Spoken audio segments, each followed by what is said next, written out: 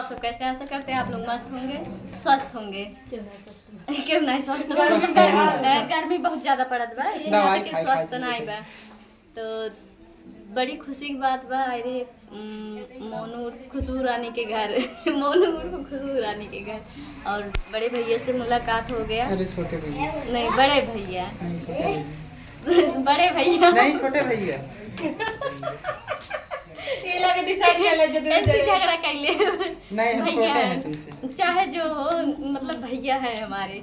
और इनसे आज मुलाकात हुआ जो कि बहुत खुशी हो रही है। काफ़ी दिन से मेहनत कर रहे हैं, बहुत मेहनत कर रहे हैं और आप लोग इनका भी सपोर्ट करिए। हमारे चैनल में थोड़ा बोल दो भैया, अपना चैनल बनाओ दोस्तों। निराहु निषाद भैया के चैनल का नाम है, जो कि बहुत ही प्यारा वीडियो बनाते हैं।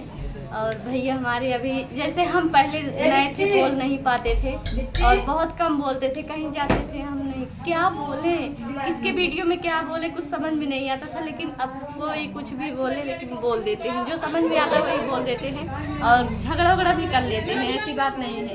तो वही हाल भैया के साथ है कि बड़े भैया बोल रहे हैं छोटे भैया, इसलिए हमसे इनसे झगड़ा हो गया।